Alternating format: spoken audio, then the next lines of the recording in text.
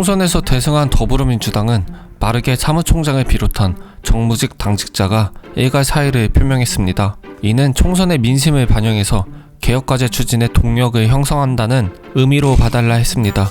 근데 과연 그럴까요?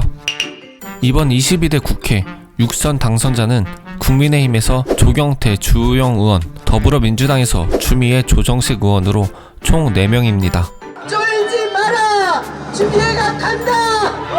추미애 당선자는 이미 당선 전부터 윤석열 대통령이 가장 껄끄러워하는 사람은 본인이다면서 국회의장직 출마를 공식화했습니다. 시중에 떠도는 윤석열 대통령 술맛 떨어지는 짤만 봐도 추미애 의원이 당선되자 사람들은 추미애 의원이 국회의장이 될 거라 생각했습니다. 하지만 조정식 의원은 생각이 달랐을 겁니다. 22대 총선은 이재명 더불어민주당의 대승이었고 친명이 민주당 내에서 주류가 된 선거입니다. 그렇기 때문에 결국 국회의장직은 명심, 즉 이재명 당대표의 마음이 중요하다 생각했을 겁니다. 그런 면에서 추미애는 소위 말하는 찐명, 친명과는 거리가 멀고 윤석열 정부 탄생에 일조한 민주당 엑스맨이라는 인식이 강하게 있기 때문에 조정식 의원은 큰 위기감을 느끼지 않았을 겁니다. 추미애 의원이 윤석열 정부 탄생에 정말 일조했는지 아닌지 중요하지 않습니다. 정치는 사실이 아닌 인식의 게임이기 때문이죠.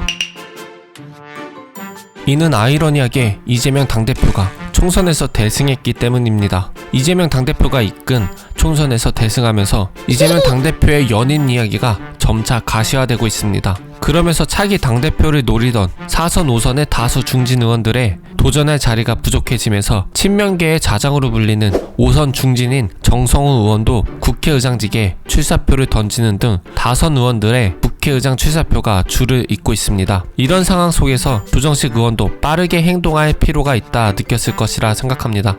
국민의힘은 그럼 팝콘 먹으면서 이 상황들을 남리처럼 재밌게 즐기면 될까요?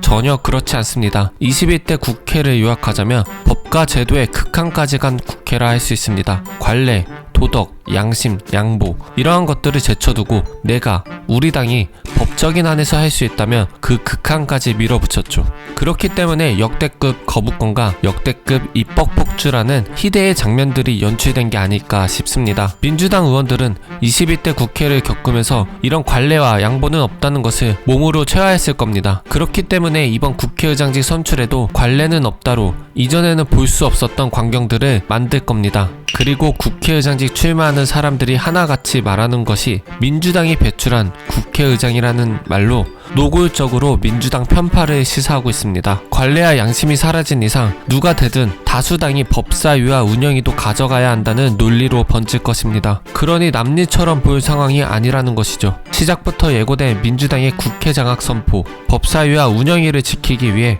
국민의힘은 무엇을 준비해야 할까요? 자유롭게 댓글 부탁드립니다.